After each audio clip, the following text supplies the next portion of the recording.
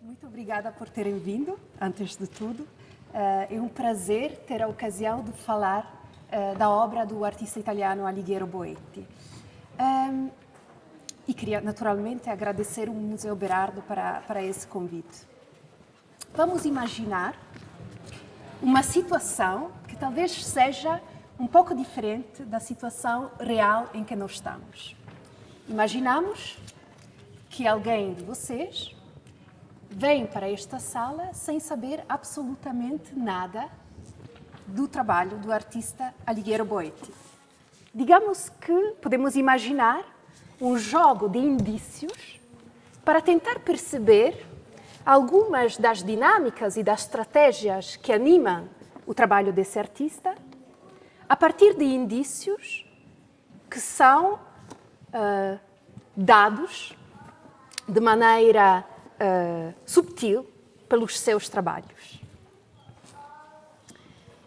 Temos 3 trabalhos de Alighiero Boetti nessa sala. O primeiro, e vou enumerá-los em ordem cronológica, é aquele trabalho que vem lá no centro, que é um paralelepípedo preto com uma luz, uma lâmpada no meio, e que se chama, é um trabalho do final dos anos 60, que pertence à fase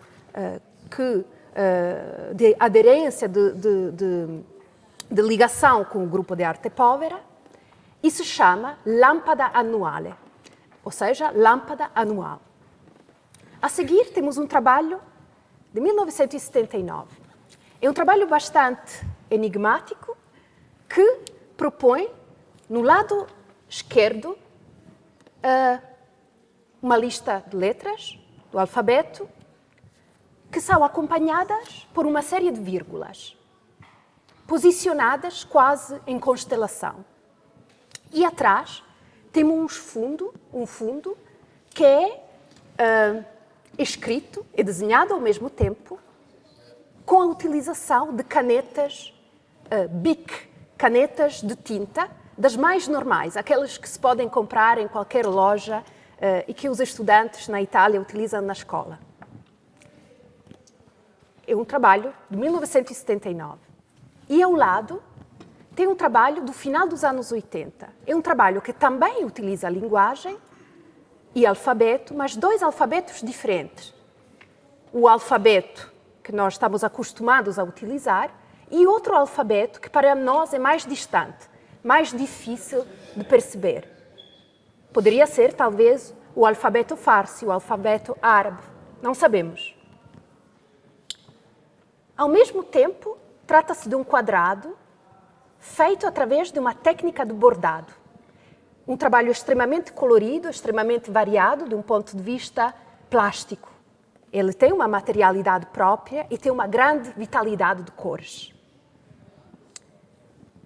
Agora, a partir desses trabalhos, quais são, seguindo esses indícios, o que é que nós podemos dizer sobre essa triangulação? O que é que esses 3 trabalhos, no diálogo que eles estabelecem conosco, nos dizem, que pergunta nos fazem em relação ao trabalho de Alighiero Boetti? Primeira questão. Pelo menos 2 destes trabalhos utilizam a linguagem, não é? E as letras do alfabeto, em particular. Ainda não sabemos em que sentido é que essas letras estão utilizadas. Mas, em ambos esses trabalhos, letras do alfabeto estão mesmo no centro da criação artística. Elas são encaradas não só no seu valor linguístico, verbal, mas também no seu valor plástico, visual, nesse caso, mas também material, naquele caso. São letras em tecido. No caso de Lâmpada Anual, não temos linguagem, mas temos um título que é um título muito significativo porque ele nos dá um indício sobre o funcionamento da obra. Ou seja, é uma lâmpada que vai se acender só uma vez por ano, durante 11 segundos, e depois a luz vai desaparecer. É imprevisível, ninguém sabe a que momento do ano essa lâmpada vai se acender, se estamos na exposição ou não, e nem sabemos bem se é verdade ou não. A única coisa que sabemos é que, provavelmente, é sugerido pelo artista que isso vai acontecer. Então, é um evento que é mais do âmbito do imaginário que da realidade da nossa experiência. O título nos diz isso.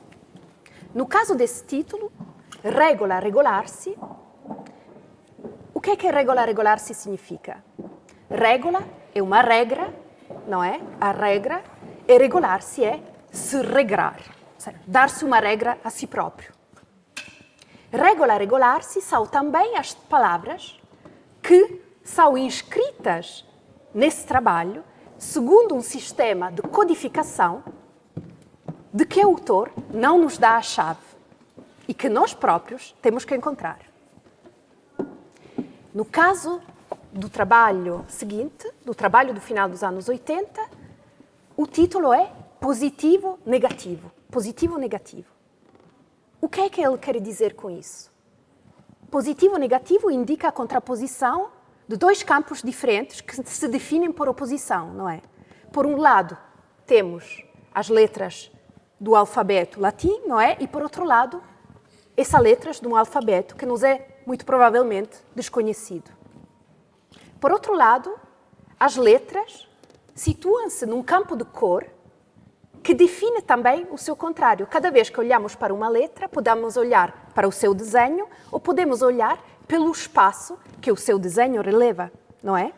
Porque são sempre definidas, dois campos definidos pela cor. Mas a questão da linguagem não acaba aqui. Se vocês estiverem atentos às inscrições que são nesse pequeno aparelho que nos ajuda a perceber o título, etc., das obras, você vai ver que o artista não se chama Alighiero Boetti. Ele se chama Alighiero e Boetti. Por acaso aqui acho que está escrito Alighiero Boetti, mas no site do Berardo está escrito Alighiero e Boetti, o que cria uma espécie de jogo de tensão e de enigmaticidade acerca do trabalho do artista. São dois artistas diferentes. Se não sabemos que se trata de Alighiero Boetti, podemos pensar que se trata de dois artistas diferentes, de uma coautoria entre Alighiero e Boetti, não é? Em realidade, o artista decidiu, em 1971, de dividir a sua identidade em duas partes, ligadas pela conjunção e. Como se, por um lado, o artista fosse sempre duplo e, por outro lado, cada autoria fosse sempre, em realidade, uma coautoria, porque cada indivíduo nunca é singulo, mas é sempre múltiplo. E aqui em Portugal, por causa do trabalho de Fernando Pessoa, de facto, esse discurso é muito presente, não é nada de novo, não é? Agora, questão da linguagem, questão do nome, não é? E terceira questão. Esses trabalhos nos propõem a utilização de materiais extremamente simples. São materiais de cada dia, mas o seu uso é exasperado, não é? A sua função é exasperada. Essa é uma lâmpada, sim. Temos lâmpadas nas nossas casas, mas essa é uma lâmpada muito particular. Se acende só uma vez por ano. Aqui, a utilização da caneta Bic, não é? Nós todos utilizamos a caneta Bic para escrever, mas aqui não há espaço na página, a parte das vírgulas, que não seja escrito, e há um exagero, não é? No trabalho de inscrição, até que não há legibilidade nesses signos que você vê aqui, não é? E naquele caso, também, a utilização do bordado, mas é um bordado extremamente rico, levado mesmo ao cheio, à totalidade das suas potencialidades. Agora, o que é que acontece quando eu venho aqui? É que eu chego frente a essas obras E acho que essas obras são divertidas. São obras divertidas porque eu tenho que perceber como é que elas funcionam. Eu tenho que perceber qual é o código que me faz acceder a elas. Eu tenho que perceber como é que eu posso jogar com a significação. Quero jogar com a palavra divertimento. A palavra divertimento, vocês sabem que vem do latim divertere, não é? E nós, hoje em dia, damos a essa palavra a significação de entretenimento. Mas, originariamente, a palavra divertire, divertere, tem a ver com virar a atenção numa outra direção, ou propor uma outra direção como caminho. O divertimento, no caso do que está a propor-nos Alighiero Boetti, é propor que o nosso pensamento tome justamente uma outra direção, uma direção longe do habitual, uma direção que rompe as convenções às quais nós estamos habituados. Nós chegamos aqui e não percebemos porque é que ali é o alfabeto e aqui há as vírgulas. Como é que isso se relaciona? Nós somos obrigados a refletir sobre os nossos hábitos de leitura e mobilizar esses hábitos de leitura, repensá-los para conseguir constituir aqui alguma significação. Não é? Voltamos um pouco atrás. O trabalho de Alighiero Boetti, ou Alighiero e Boetti, é talvez, o trabalho de um dos artistas mais importantes da segunda parte do século XX na arte italiana. Ele foi, durante bastante tempo, um pouco desconsiderado no âmbito da historiografia sobre a arte conceptual. Mas, ao mesmo tempo, o seu papel, a sua produção artística foi insistentemente e corretamente associada com a emergência da arte povera no final dos anos 60 em Itália. Boetti, de facto, participou no movimento de arte povera, mas durante uma altura bastante restrita, digamos, a partir de 1967, 66, 67, até 1969. Nos últimos anos, por causa de elementos que vamos explorar juntos, Alighiero Boetti tem sido redescoberto, entre aspas. O seu trabalho tem catalisado e chamado a atenção internacional do mundo da arte. Em 2011, Mark Godfrey escreveu um livro muito interessante sobre o artista que tenta de reposicioná-lo no âmbito da arte contemporânea internacional, além da sua ligação com a arte povera. E, a seguir, em 2012, houve uma exposição extremamente que teve muito sucesso e muito interessante no Museu Reina Sofia, em Madrid, e na Tate, em Londres. O que eu quero propor aqui é um percurso que tem a ver com o divertimento. Ou seja, um percurso talvez um pouco diferente do que vocês estão habituados a experienciar quando vão para o museu e há uma visita guiada a uma conferência. Como o trabalho de Alighiero Boetti está muito baseado na questão do divertimento, do divertir, da imaginação, da infância, e joga muito com o alfabeto, com o nome, com a identidade, eu quero propor um jogo. O jogo é o seguinte: vamos utilizar cada letra do nome de Alighiero Boetti. E para cada letra, vamos ligar a essa letra um nome, que vai ser um conceito, que vai nos ajudar a fazer um percurso original através da sua obra e, em particular, através dos trabalhos que vocês veem aqui. Agora, a primeira letra é A. E A, em italiano, é uma preposição de lugar, que significa, em português, em, não é? Mas A é também o início da palavra autodidata. autodidata. E, de facto, Alighiero Boetti é um autodidata. É um artista que nunca foi para a escola de arte e que aprendeu sozinho, trabalhando. Voltamos à questão do lugar, não é? O que é que significa a, quando eu digo em? A geografia para Alighiero Boetti é extremamente importante. E a geografia da sua obra se joga entre diferentes localizações que são, assim, linhas muito importantes que ele tece ao longo do tempo. Há duas localizações que são fundamentais. Uma é Turim, a cidade do norte da Itália, de onde ele vem, onde ele nasceu, e Cabul, a capital do Afeganistão, que é a cidade do seu coração, a cidade onde ele escolheu de viver alguns meses por ano, durante quase 10 anos, de 1971 até 1979. Mas, ao mesmo tempo, essa geografia passa também por outras cidades. A cidade de Roma, onde ele viveu desde 1972, quando voltou do Afeganistão, e também a cidade de Génova, o lugar onde foi organizada aquela famosa exposição que deu início, ou deu o nome, ao movimento de arte povera em 1967.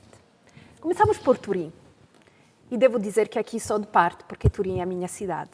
Então, é uma escolha também do coração. Alighiero Boetti nasce em Turim, em 1940, de uma família da alta burguesia. O pai é advogado e ele nasce no bairro da Crocetta, que é um bairro da alta burguesia. Ele faz os seus estudos em Turim, nasce em 1940, então a primeira parte da sua infância é fora de Turim por causa da guerra, não é? Mas não tem uma infância muito feliz por causa da separação dos pais, etc. Ele se inscreve na Faculdade de Economia e Comércio, a faculdade ideal para um rapaz da alta burguesia de Turim. Mas deixa cair muito rapidamente e se apaixona cada vez mais pela arte como autodidata e começa a pintar. Ele também começa a fazer coisas muito engraçadas para viver. Começa, por exemplo, a ir buscar cerâmicas do Picasso na França e a vendê-las em Itália. E é assim que conhecerá na França a sua mulher, Anne-Marie Suzot, que vai ser cúmplice e colaboradora ou coautora de uma parte da fase inicial da sua obra.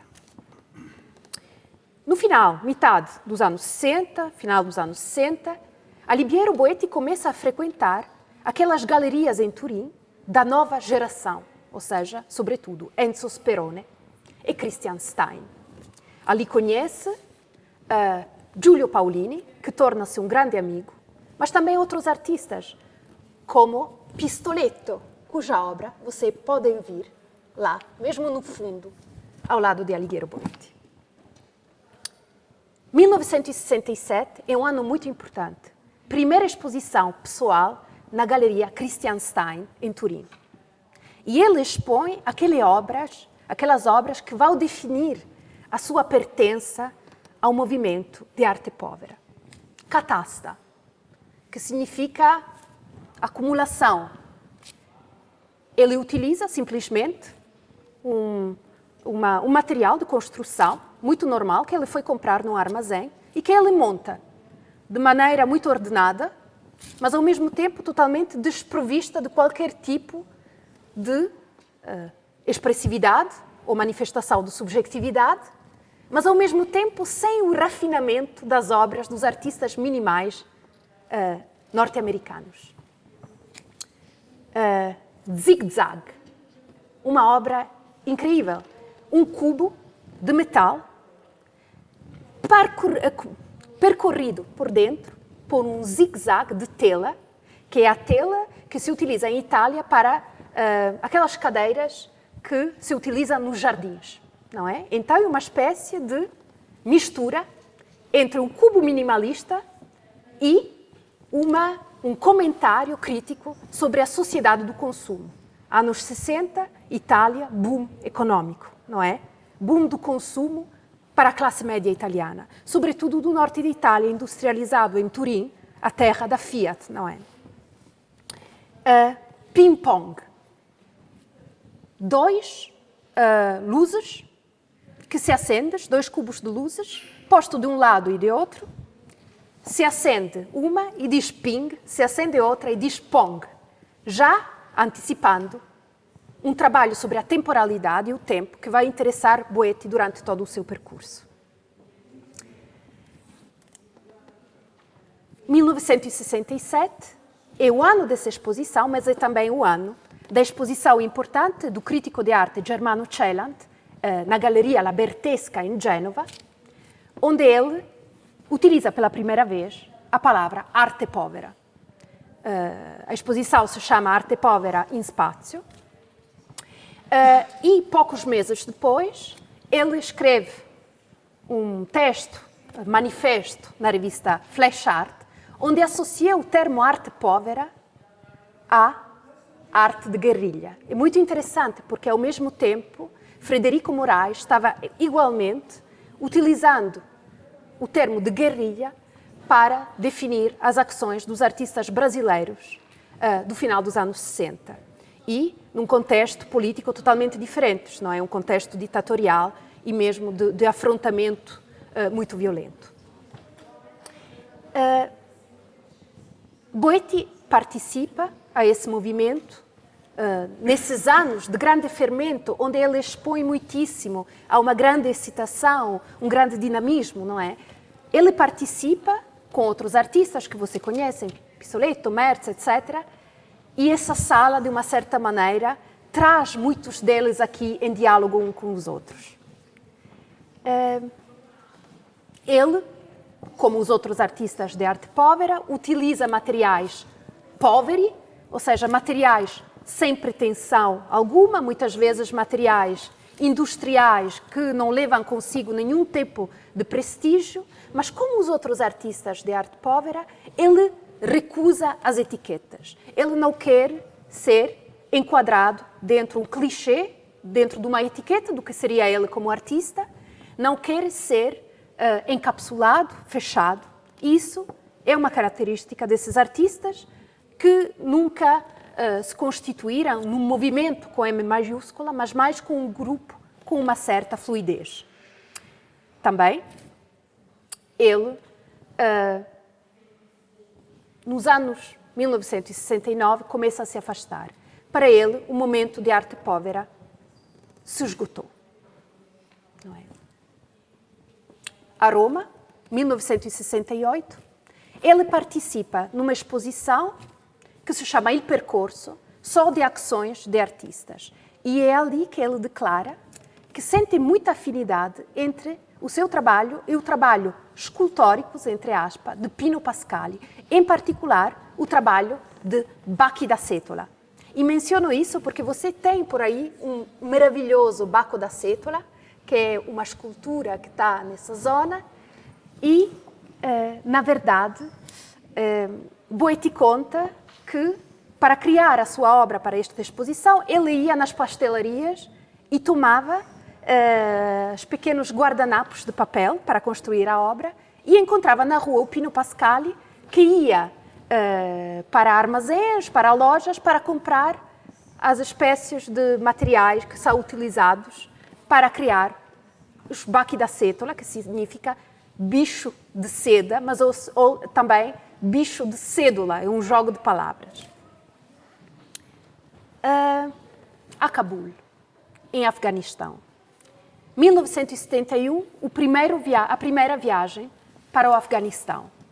O Boetti vai algumas semanas para Cabul e começa a ter uma relação muito forte com o país. É uma relação que vai continuar até 1979, quando ele vai deixar de ir por causa da invasão soviética do Afeganistão. Mas essa relação não é só uma relação que poderia se enquadrar como uma espécie de viagem de diálogo intercultural ou até negativamente de turismo, não é isso. Essa viagem é constitutiva e faz parte e mobiliza o próprio trabalho do Boetti durante toda a década dos anos 70 e a seguir. Ele vai criar tapeçarias como essas, bordados, e esses bordados vão ser executados por mulheres bordadeiras, muito bem, bordadeiras no Afeganistão, e a seguir bordadeiras que trabalham nos campos de refugiados de afeganos na cidade de Peshawar, no Paquistão.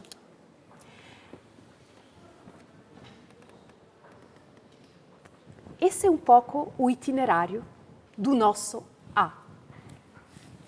B de Boetti. Vamos chegar ali depois, desculpem. A, L, linguaggio. Linguaggio. A linguagem. Já dissemos que a linguagem é muito importante no trabalho de Alighiero Boetti e que ele é quase obcecado pela linguagem. A linguagem é para ele uma obsessão. Ele está extremamente interessado nos sistemas de classificação, nos sistemas convencionais que nos levam a comportar-nos de uma certa maneira. Germano Celant disse alguma coisa muito interessante, que o Alighiero Boetti gostava de reinventar as invenções do homem. A linguagem é uma invenção do homem e, de facto, os seus trabalhos se constituem como contínuas reinvenções do funcionamento da linguagem de uma maneira sempre lúdica e original. É muito interessante comparar esses trabalhos com trabalhos dos artistas mais de tendência conceptual dos anos 70, porque o trabalho de Boetti tem uma qualidade, uma sensualidade dos materiais e uma qualidade imaginativa que, por vezes, colide com aquela estética da administração que o Benjamin Buchloh, por vezes, tinha associado à arte conceptual. Essa estética da administração. Na verdade, a utilização por Boetti da linguagem vai totalmente contra uma estética da administração e tenta, com o jogo e com o lúdico, criar novas possibilidades contra uma maneira de funcionar de uma sociedade capitalista. E isso é muito importante. E identidade. No final dos anos 60, Alighiero Boetti cria um trabalho que se chama Gemelli, Gêmeos, em que ele se desdobra em duas pessoas diferentes. Em 1971, ele começará a assinar as suas obras como Alighiero e Boetti. Esse desdobramento na obra Gemelli, que é uma fotomontagem, é constituída por duas fotografias do Alighiero Boetti que caminha numa avenida em Turim e ele é fotografado caminhando de um lado e de outro da avenida. E na fotomontagem, os dois Alighieros, o Alighiero e Boetti, dão-se a mão e caminham juntos. Esse trabalho liga-se com uma exploração da figura do artista, do que é um artista em termos reais e não em termos míticos, que habita toda a arte dos anos 60 e 70. Alighiero Boetti seguramente conhecia o trabalho de Manzoni, que em 1961 desmistifica o nome do artista assinando as suas pequenas boates de merda de artista. E com isso faz um trabalho de crítica e de ironia sobre a maneira como o nome de artista se torna um fetiche, um sinónimo de poder simbólico, de prestígio, não é? Por um lado, trata-se disso. Por outro lado, se trata, como já mencionei, de conceber a individualidade sempre como múltipla, como constituída por diferentes partes e, por vezes, em oposição uma com a outra, E, na verdade, a autoria sempre como uma coautoria. Porque se eu sou dividido, quando faço um trabalho, nunca sou Júlia a fazer. Sou sempre duas Júlias diferentes ou mais que vão fazer aquele trabalho.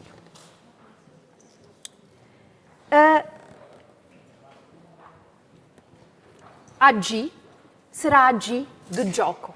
Gioco significa jogo. E nós já falamos do facto que esses trabalhos evocam um poder lúdico, a necessidade de jogar. A necessidade de jogar num contexto capitalista que nos obriga à uniformização. Não esqueçamos que Alighiero Boetti vem do norte da Itália e vem de uma zona que muitas vezes é considerada como cinzenta, uma zona industrial, uma zona de seriedade, uma zona onde se trabalha. A essa ética do trabalho, a essa ética da seriedade, a essa ética das regras, ele propõe uma ética do desregular-se. Ou seja, as regras nunca podem existir sem o contrário delas próprias, sem os regular-se. Assim como, nesse universo de uniformidade e de regras, nós temos também que ter a capacidade de tornar-nos como crianças e introduzir uma parte de liberdade e de jogo. E as suas obras de arte, de facto, fazem isso. H. Hotel. Nos seus viagens no Afeganistão, Boetti cria um hotel. Um hotel que se chama One Hotel e que existiu durante muitos anos em Cabul e acabou no momento em que, de verdade, Boetti tornou-se incapaz de poder viajar novamente para o Afeganistão. Foi uma experiência de convivialidade, da qual existem muitas fotografias e que tem alimentado uma espécie de mito do artista viajante, não é? Mas eu acho que o hotel também simboliza, de uma certa maneira, ou reenvia a esse lugar de passagem onde os estrangeiros podem se encontrar. E, nesse sentido, o valor da amizade e o valor das viagens criadas através da amizade entre culturas diferentes é fundamental no ver de Boetti. I é uma letra muito importante, porque I cria a palavra, ou sugere a palavra insieme. Insieme significa juntos, em italiano. Esses trabalhos não são da única autoria do artista. Para fazer esse trabalho, que faz parte de uma série com as canetas, de trabalho com as canetas, que o artista começou no início dos anos 70, em 72 mais ou menos, mesmo continuou durante todos os anos 70, e esse é um trabalho de 79, Boetti delegava o seu trabalho a um conjunto de pessoas escolhidas por uma assistente, que deviam ser muito diferentes umas das outras. Esse trabalho, se você observa bem, guarda os gestos e as texturas de diferentes intervenientes. Quem fez essa parte provavelmente não é a mesma pessoa que fez essa parte. E, neste sentido, esses trabalhos põem em causa a própria noção de autoridade. Mas isso vamos chegar no fim. Esses são trabalhos feitos em conjunto com outras pessoas. São trabalhos que guardam as marcas das gestualidades dos intervenientes. Aquele trabalho e todos os trabalhos, como os mapas, que são os mais conhecidos de Alighiero Boetti, foram bordados por mulheres no Afeganistão. Esse trabalho foi feito em Roma, aquele em Peshawar, no Paquistão, e foram bordados por essas mulheres com processos muito compridos de trabalho. Esse trabalho, em particular, sugere também um encontro entre dois mundos diferentes. O mundo ocidental do sistema da arte e o mundo do artesanato com os seus valores ancestrais. Não esqueçamos que existe um lado de Alighiero Boetti, do qual não é muito fácil falar, que é o seu lado místico. Ele se interessava muitíssimo pelo misticismo e, em particular, pelo sufismo. Ele, de facto, era um leitor da Cabala e considerava extremamente importantes os números, as combinações de números e de letras, e é por isso que uma grande quantidade dos seus trabalhos jogam, por exemplo, como esse, na relação entre as letras e a forma do quadrado, que é uma forma perfeita. Não é? E exotismo.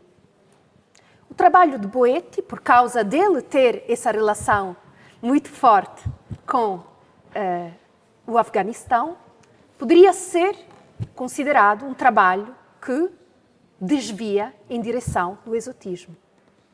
Mas não é. Não é um trabalho que põe por cima do outro um olhar exótico. Não é isso. Porque no trabalho de Boetti, o outro, entre aspas, o coautor ou colaborador, está sempre convidado a falar nos seus próprios termos e com a sua própria língua. As bordadeiras, no Afeganistão, têm toda uma série de possibilidades de escolhas, de cores e de variantes que só lhe pertencem a elas. A partir de um programa claramente estabelecido pelo artista, um desenho estabelecido pelo artista. Nesse caso, também, há um programa que é dado aos colaboradores, que vão traçar todos esses pequenos traços de caneta, mas a força utilizada, a maneira de utilizar o inchiostro, a tinta, a maneira de utilizar a tinta é própria de cada pessoa. Então, um trabalho que se afasta do exotismo para ir em direção de um outro tipo de relação com o outro. Deixamos essa questão em suspenso. R de ricamo. Ricamo é bordado. E o bordado é fundamental na obra de Boetti, porque através do bordado, de facto, encontram-se dois mundos, aquele da arte considerada no sentido clássico do termo, e o artesanato, muitas vezes desconsiderado pelo sistema artístico ocidental. Atenção, quando as primeiras mapas de Boetti feitas no Afeganistão foram apresentadas na Itália, elas foram extremamente criticadas pelo establishment artístico. Claro, elas pareciam demasiado bonitas, demasiado decorativas, demasiado coloridas. Mas, ao mesmo tempo, os colecionadores começaram a querer comprá-las uma atrás da outra. E, na verdade, a história de arte tem, cada vez mais, reconsiderado a importância e a inovação produzida por esses trabalhos, justamente por causa desse processo de deslocamento geográfico e de coautoria, cuja importância é chave para perceber esses trabalhos. O de Alighiero, ordine, desordine, ordem e desordem. Alighiero Boetti dizia que cada coisa contém o seu contrário.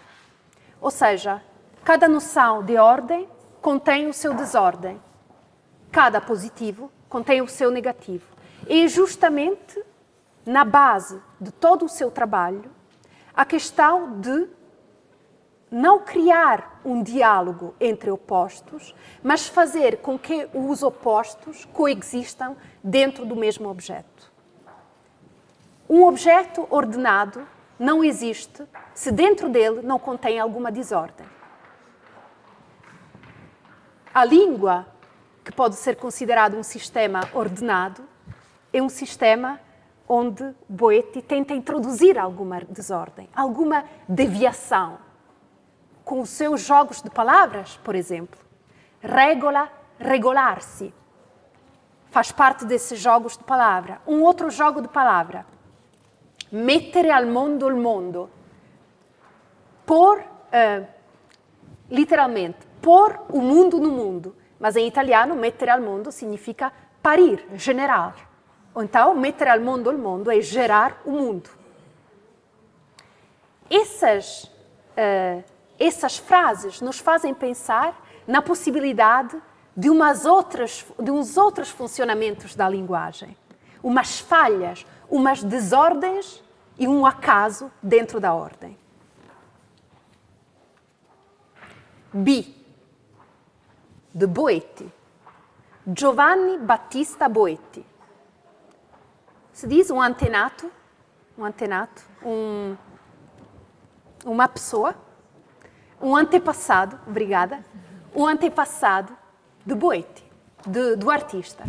A razão pela qual o Boetti se interessou inicialmente pelo Afeganistão, muito provavelmente, é também pelo facto de ele ter tido um antepassado que se chamava Giovanni Battista Boetti, que foi um dominicano que, por volta da metade do século XVIII, foi enviado pela missão evangélica da Ásia Menor para a cidade de Mossul, onde ele se convertiu ao sufismo e se tornou uma figura extremamente importante para a resistência daquele povo. Se tornou uma espécie de herói nacional.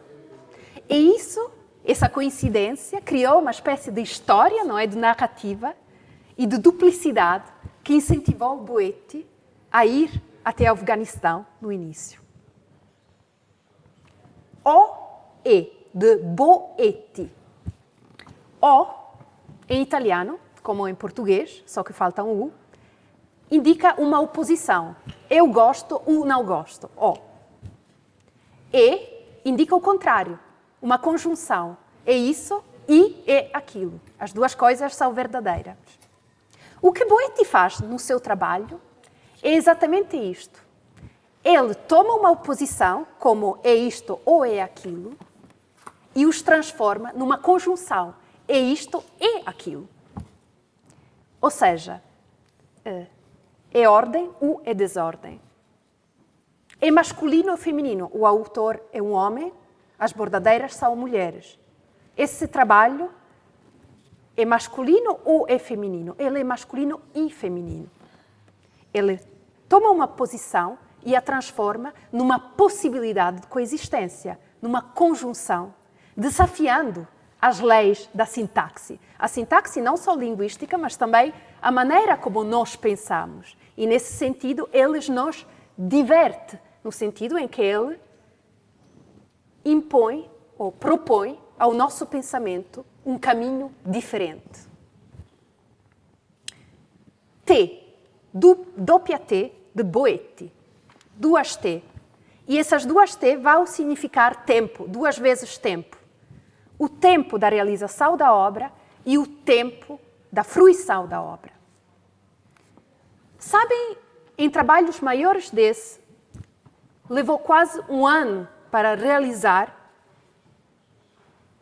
Esse trabalho tem um tamanho mais pequeno, mas alguns exemplos deste trabalho, como Mettere al mondo il mondo, é muito maior do que esse e levou quase um ano para ser realizado. Os trabalhos das bordadeiras levaram os mais pequenos 6 meses e os maiores 1 ano para serem realizados. No caso dos bordados, isso implica não só uma distância geográfica, mas também uma distância temporal muito grande entre o momento da realização e o tempo da execução, não é? No início, punha-se como data a data em que os trabalhos eram acabados. Mas, posteriormente, o Boetti datou, sobretudo as mapas, a partir da data inicial da sua concepção. Esse tempo estendido da produção do trabalho se opõe totalmente a uma lógica da velocidade e da produtividade exacerbada da sociedade capitalista. E é por isso que o Boetti utiliza uma frase, também uma frase idiomática italiana, que também põe em crise a linguagem, que é dare tempo al tempo, dar tempo ao tempo. E esses são trabalhos que obedecem a essa proposta, a proposta de dar tempo ao tempo. O jogo precisa de tempo. Também, quando nós vimos cá e vamos ver esses trabalhos, nós precisamos de tempo. Na verdade, por exemplo, esse trabalho, quando eu fui cá a primeira vez para o museu, ou seja, eu fui cá muitas vezes para o museu, mas fiz uma visita para escolher a obra da qual eu queria falar. E a primeira vez que vi essa obra, eu achei, meu Deus, mas eu não percebo o que isso significa. Como é que eu vou decifrar essa escrita? E, de facto, eu decifrei. Leva algum tempo. Igualmente para isso, leva algum tempo para perceber que cada vírgula corresponde a uma letra. E, de facto, se eu procedo segundo as regras da escrita alfabética, de esquerda para direita, eu vejo que é R-E-G-O-L-A. Regular-se. Eu percebo como descodificar esse trabalho. Então, de uma certa maneira, a temporalidade, o jogo com a temporalidade é sempre duplo. Sim, é o tempo que é tomado pela produção, mas é também o tempo que nós temos que tomar nas nossas vidas, quando vamos no museu, para realmente jogar com as obras. E vou acabar com o I. O I significa novamente insieme. Porque acho que esse insieme, de facto, está mesmo no centro. Mas o Boetti diria, o centro é também a margem. Existe o centro, só se dentro dele tem uma margem. O insieme significa também que esses trabalhos propõem uma maneira muito particular de pensar a autoria. Vocês sabem que nos anos 60 é um momento em que a questão da relação entre autor e leitor, o autor e público, é muito discutida, não é? Pensamos no início dos anos 60, o livro Ópera Aperta, de Umberto Eco, que foi muito importante, não só na Itália, mas em vários países. E a seguir, pensamos no texto de Roland Barthes, 1968, sobre a morte do autor, e a seguir, no texto de Foucault, Qu'est-ce qu'un auteur?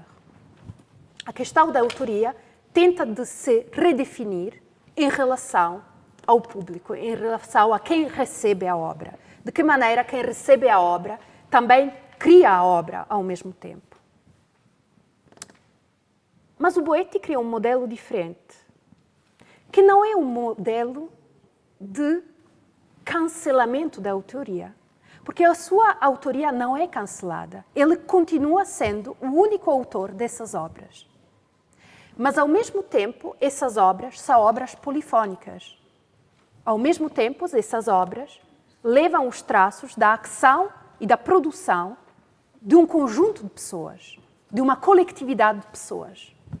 E vocês poderão me dizer, mas então isso é uma contradição. Como é que uma obra pode ter um autor e, ao mesmo tempo, ter muitos autores? Ou muitas pessoas que a fazem? É porque o autor é um. Justamente porque o Boetti não conhece a diferença entre o O de oposição e o E de conjunção. Porque essas obras são obras de um só autor e, ao mesmo tempo, não o são. Porque, ao mesmo tempo, o positivo está dentro do negativo e o negativo está dentro do positivo. Então, se queremos perceber a obra de Boetti, temos que jogar com essa possibilidade de perceber que cada coisa também contém a possibilidade do seu contrário dentro dela. Agora há uma última questão que me parece muito importante. Quando você vem para o museu e vê essas obras, muitos de vocês provavelmente não vão falar italiano, não é? Como portugueses vão perceber, mas talvez para um trabalho como positivo ou negativo, para um público em Portugal e em outros países que não conhece as línguas, a língua em que esse trabalho está escrito e, nesse caso, as línguas, há sempre uma parte de incompreensão, de impossibilidade de acceder ao trabalho. Isso também faz parte do interesse do funcionamento da obra de Boetti, ou seja, do facto que, quando nós vemos essas obras em contextos culturais totalmente diferentes dos contextos em que elas foram criadas, nós temos que aceitar o limite da nossa compreensão. Mas, ao mesmo tempo, como cada coisa contém o seu contrário, na nossa compreensão, quando temos a impressão de perceber tudo, está incluída também uma incompreensão. E na incompreensão dessas frases em italiano, está também incluída uma compreensão. Essa é, eu acho, uma das mensagens e das questões mais interessantes do trabalho de Boetti. E para concluir, vamos ler, e não vou ser eu, porque tem que ser outra pessoa, vamos ler esse texto em italiano que está inscrito nesse trabalho, mas em italiano e não em português. Alternandosi e dividendosi 5 lettere dai 100 colori, i colori del mondo, per poi divenire un solo colore della terra, e poi nuovamente separarsi, per poi diluirsi, disperdendosi nel tempo, per poi diventare vento. A Peshawar, Pakistan, Alighiero Boetti e il Sufi Berang nella primavera dell'anno 1989. Obrigada.